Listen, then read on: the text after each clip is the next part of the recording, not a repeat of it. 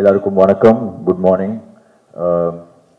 சொர்க்கவாசல் எங்கேருந்து நான் ஸ்டார்ட் பண்ணேன்னா, ஃபர்ஸ்ட் ஆஃப் ஆல் இந்த படத்தோட producers Siddharth Rao and Pallavi Singh, swipe right studios. So Siddharth Rao வந்துட்டு எங்களோட வந்து கிட்டத்தட்ட ஒரு 10-11 இயர்ஸாக ஒர்க் பண்ணுறாரு. அவருக்கு வந்து ப்ரொடக்ஷன் வந்து ஒரு பெரிய பேஷன். ஸோ இது அவரோட ஃபர்ஸ்ட் ஃபிலிம். அண்ட் பல்லவி சிங்கும் வந்து எங்களோட ஜேர்னியில் எங்களோட கான்சர்ட்ஸ் ஆகட்டும், மூவிஸ், ஷூட்ஸ் எல்லாமே அவங்க தான் வந்து ஸ்டைலிஸ்ட். ஸோ அவங்க 2 பேரும் சேர்ந்து ப்ரொடியூஸ் பண்ண படம் தான் இந்த சொர்க்கவாசல். இந்த ஃபிலிமில் வந்து எல்லாருமே ரொம்ப நியர் அண்ட் டியர் ஒன்ஸ் எனக்கு பர்சனலாக.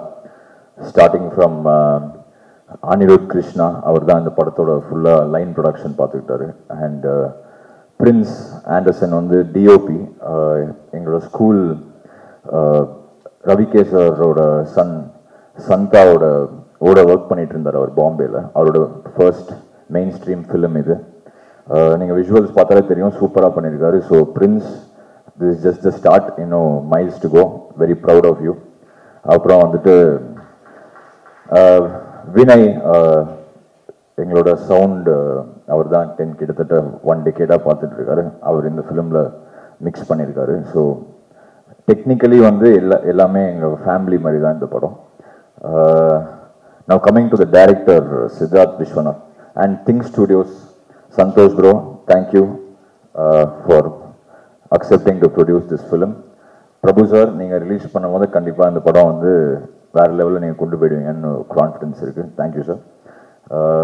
சித்தார்த் விஸ்வநாத் வந்து என்னோட ஸ்கூல் ஜூனியர், 2 இயர்ஸ் ஜூனியர்.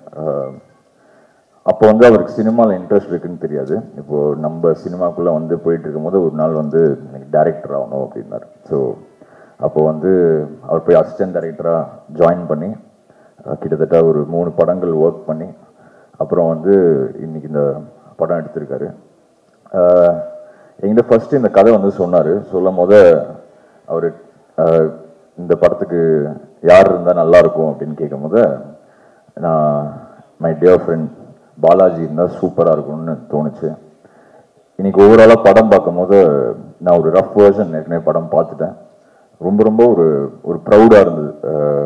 நம்மளோட ஃப்ரெண்ட்ஸ் எல்லாருமே சேர்ந்து இப்படி ஒரு ப்ராடக்ட் கொடுத்துருக்காங்களே அப்படின்னு சொல்லி. And coming to the hero Balaji வந்து அகெயின் நம்ம மியூசிக் டைரக்டராக ஸ்டார்ட் பண்ணும்போது அவர் அப்போ எஃப்எம்ல ஏற்கனவே கொடி கட்டி பறந்துட்டு இருந்தார். ஸோ அங்கேருந்து எங்களோட கனெக்ஷன் ஸ்டார்ட் ஆகும்.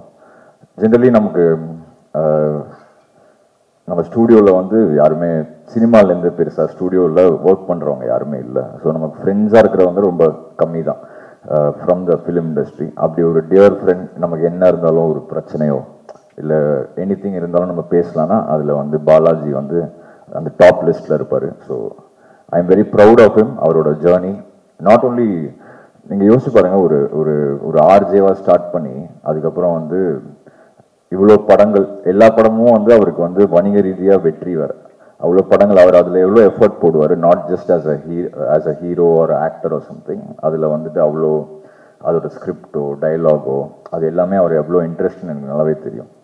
ஸோ அப்படி இப்போ எல்லாருமே வந்து அவர் சரி நல்லா சூப்பராக காமெடி பண்ணுவார், பயங்கரமாக நம்ம என்டர்டெயினாக இருக்கலாம்னு சொல்லும் போது ஒரு டிரான்ஸ்ஃபர்மேஷனுக்கு ஒரு படம் ஒன்று அமையும் இல்லை, அது இந்த சொர்க்கவாசலாக வந்து இருக்குன்னு நான் கன்ஃபார்மாக நம்புகிறேன். ஸோ அவருக்கும் சித்தார்த் விஸ்வநாத்துக்கும் என்னோட டியர் ஃப்ரெண்ட்ஸ் மொத்தமாக சேர்த்து எடுத்த இந்த சொர்க்கவாசல் வந்து எல்லாரோட வாழ்க்கையிலும் இது வந்து ஒரு சொர்க்கவாசலாக இருக்கணும்னு நான் வந்து வேண்டிக்கிறேன். தேங்க்யூ. Take care.